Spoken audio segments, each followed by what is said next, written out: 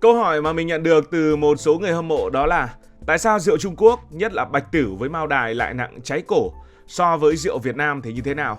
Và quan trọng hơn, ngày xưa Võ Tòng có tu cả bình rượu mà vẫn tỉnh như sáo. Đó là do rượu ngày xưa khác với rượu bây giờ hay sao?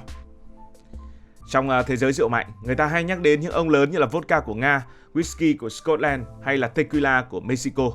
Nhưng ở châu Á, đặc biệt là Trung Quốc, có một cái tên nghe vừa lạ tai vừa rất uy nghiêm, đó là Mao Đài. Đây không chỉ là một loại rượu mà là một biểu tượng văn hóa, là quốc tửu, tức là rượu của cả một đất nước và là một niềm tự hào không giấu giếm của người Trung Hoa.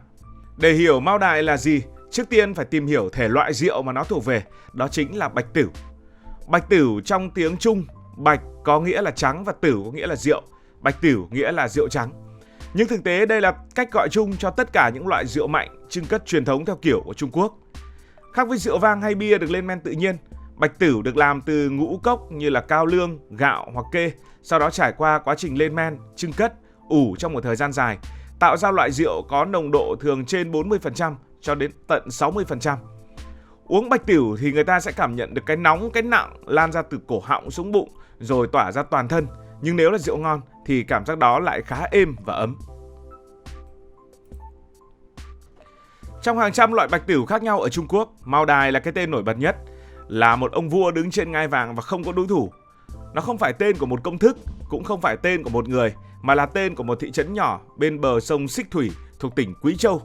Nơi đây có khí hậu ẩm đặc trưng, nước suối đặc biệt và vi sinh vật trong không khí rất độc đáo. Tất cả cùng tạo ra một vùng đặc biệt, một vùng sản xuất không thể sao chép. Cũng như whisky có loại bình dân và loại hảo hạng, Bạch Tửu có hàng trăm nhãn hiệu, nhưng Mao Đài vượt trội vì quy trình sản xuất vô cùng kỳ công. Để hoàn thiện một chai Mao Đài, người ta cần đến 5 năm, với quy trình gồm có 8 lần ủ, 9 lần trưng cất, 7 lần lên men và tất cả đều phải tuân thủ nghiêm ngặt thời tiết và mùa vụ. Đây là thứ rượu không thể sản xuất đại trà kiểu công nghiệp và vì thế giá trị mỗi chai tăng lên theo thời gian. Hoặc sản xuất được rồi thì người ta cũng cố gắng thổi hồn sao cho nó thật thủ công. Không chỉ ngon và quý, Mao Đài còn nổi tiếng vì yếu tố chính trị. Năm 1972, khi Tổng thống Mỹ Richard Nixon sang Trung Quốc, rượu được dùng trong tiệc chiêu đãi không phải là vang Pháp hay whisky Scotland mà chính là Mao Đài. Kể từ đó, loại rượu này xuất hiện thường xuyên trong các buổi quốc yến, thường là quà tặng ngoại giao, là biểu tượng của Trung Quốc hiện đại nhưng vẫn giữ được gốc rễ truyền thống. Điều thú vị là Mao Đài tuy có nồng độ cao, khoảng 53 độ lại ít gây đau đầu nhờ vào quy trình xử lý vi sinh tự nhiên và kỹ thuật trưng cất lâu đời. Những người đã từng nếm thử thường bất ngờ vì cảm giác nhẹ nhàng sau men say, rất khác với cảm giác choáng váng sau khi uống vodka hay là rượu Việt Nam mà hôm sau vẫn say đứ đừ. Cũng giống như mỗi vùng của một quốc gia có tên những loại rượu riêng, thì Trung Quốc có Mao Đài nhưng với một điểm khác biệt, đó là giá trị văn hóa và biểu tượng chính trị của nó quá lớn. Mỗi chai Mao Đài được người Trung Quốc không đơn thuần coi là rượu mà là một món quà thông điệp. Có người mua để uống, có người mua để mà tặng, có người đầu tư cả một thùng Mao Đài như là đầu tư vàng vì giá trị của nó hình như là tăng theo mỗi năm. Tóm lại, Bạch Tửu là thể loại, còn Mao Đài chính là ngôi sao số 1 của thể loại đó, hội tụ đầy đủ các yếu tố, đó là vùng sản xuất độc quyền, đó là kỹ thuật truyền thống tinh xảo, giá trị văn hóa và chính trị lớn và chiến lược thị trường cực kỳ khôn ngoan. Và nếu bạn nghĩ vodka Nga đã là nặng khủng khiếp thì hãy khoan, bạn chưa biết đến Bạch Tửu Trung Quốc, thứ rượu mạnh đến mức có thể khiến bạn thức tỉnh luôn ngay lập tức khi mà uống một ngụm. Với nồng độ cồn trung bình từ 50 cho đến 60 độ, nhiều loại Bạch Tửu có thể khiến một người quen uống whisky cũng phải nhăn mặt. Nhưng vì sao rượu Trung Quốc lại mạnh đến vậy, trong khi các nước khác dường như lại ưa chuộng một thứ gì đó nhẹ nhàng hơn? Câu trả lời đầu tiên đến từ văn hóa uống rượu đặc trưng của người Trung Hoa. Ở Trung Quốc, uống rượu không đơn thuần là uống để mà thưởng thức, mà còn là một nghi thức xã giao, là vũ khí mềm trong bàn tiệc để thể hiện tình cảm, để thể hiện khí phách, đôi khi với một số người được nâng lên thành đẳng cấp và sự chân thành. Từ tiệc cưới, tiệc mừng, tiệc tiễn đến cả đàm phán trong các thương vụ hàng triệu đô, những ly Bạch Tửu luôn xuất hiện bên cạnh những nhân vật chính. Và để thể hiện tấm lòng, người ta không nhấp nháp từng ngụm nhỏ mà cạn ly, dứt khoát, dồn dập, giống như là đang xông vào trận chiến. Trong bối cảnh đó mà uống thứ rượu nhẹ thì dường như là không đã. Thứ hai, lý do rượu Trung Quốc mạnh nằm ở nguyên liệu và kỹ thuật làm rượu rất khác biệt. Nếu rượu vang làm từ nho, vodka từ khoai tây, thì Bạch Tửu Trung Quốc chủ yếu làm từ ngũ cốc như là cao lương, lúa mì, kê hoặc gạo nếp. Quan trọng hơn, họ sử dụng men rắn. Trung Quốc gọi là khúc. Đây là một loại men truyền thống có hàng trăm loại vi sinh vật sinh sống. Sau quá trình lên men, hỗn hợp sẽ được chưng cất nguyên chất, không pha loãng như nhiều loại rượu phương Tây. Kết quả là một loại rượu mang hương vị cực kỳ nồng nàn, hăng, mạnh và tất nhiên là khó quên. Đặc biệt, nhiều loại bạch tửu còn không qua lọc hay xử lý làm rượu như whisky hay là cognac. Ở phương Tây, người ta có xu hướng êm dịu hóa rượu mạnh như ủ lâu trong thùng gỗ sồi để giảm bớt vị gắt. Nhưng người Trung Quốc thì khác. Họ cho rằng rượu càng nặng, càng cháy cổ thì càng khiến cho khí huyết lưu thông và càng là loại rượu có tình cảm. Thế nên bạch tửu thường giữ nguyên độ nặng của nó để mỗi lần nâng ly là một lần đốt cháy cảm xúc theo cả nghĩa đen lẫn nghĩa bóng. Thứ ba đó là cách uống rượu của người Trung Quốc cũng góp phần tạo ra văn hóa rượu nặng. Trong khi người châu Âu thường nhấm nháp rượu vang dưới ánh nến, người Hàn Quốc sẽ rót rượu soju cho nhau từng chén nhỏ đầy ý tứ, thì người Trung Quốc lại thích phong cách uống nhanh, uống mạnh, uống thẳng.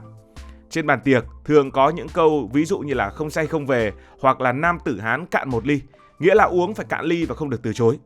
Trong không khí ấy, loại rượu 10-15 độ chắc sẽ bị xem là nước ngọt có ga. Thứ tư, trong suy nghĩ truyền thống của người Trung Hoa, rượu mạnh là biểu tượng của bản lĩnh và địa vị.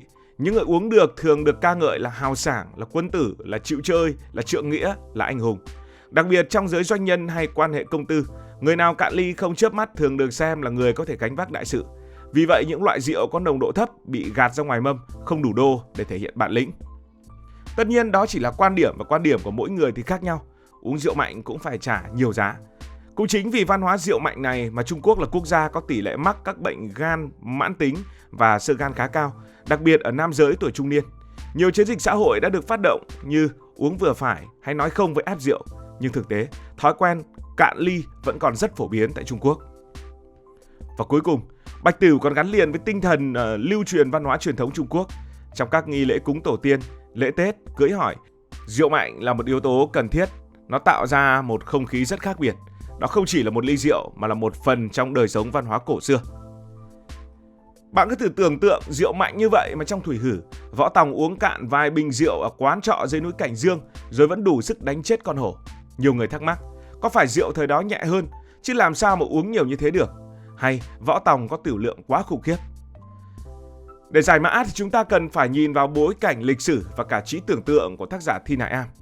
Thời nhà Tống, kỹ thuật chưng cất hiện đại để tạo ra rượu mạnh như bây giờ chưa phổ biến. Rượu phổ biến lúc bấy giờ là tửu, một loại rượu lên men từ gạo hoặc ngũ cốc với nồng độ cồn chỉ từ 10 cho đến 20%, gần giống với rượu vang hay là bia ngày nay chứ chưa phải là bạch tửu. Một bình tửu thời đó thường có 1 đến 2 lít và với tửu nhẹ, một gã khỏe như Võ Tòng hoàn toàn có thể tu vài bình mà vẫn tỉnh. Hơn nữa, quán trọ ở vùng núi hẻo lánh như là Cảnh Dương thường bán rượu tự nấu, đôi khi pha loãng để mà tiết kiệm nguyên liệu. Vậy nên, rượu mà Võ Tòng uống có khi chỉ mạnh hơn bia một chút. Và đừng quên, Thủy Hử là tiểu thuyết, Võ Tòng là siêu anh hùng của trí tưởng tượng. Tác giả phóng đại tửu lượng của Võ Tòng để tạo hình tượng một hảo hán bất bại, uống vài bình rượu rồi đánh hổ, nghe đã thật.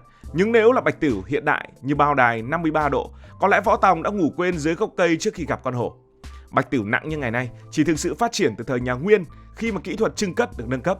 Đến thời nhà Minh, nhà Thanh, bạch tửu đã trở thành vua của các loại tửu và mao đài ra đời, trở thành biểu tượng của quyền lực.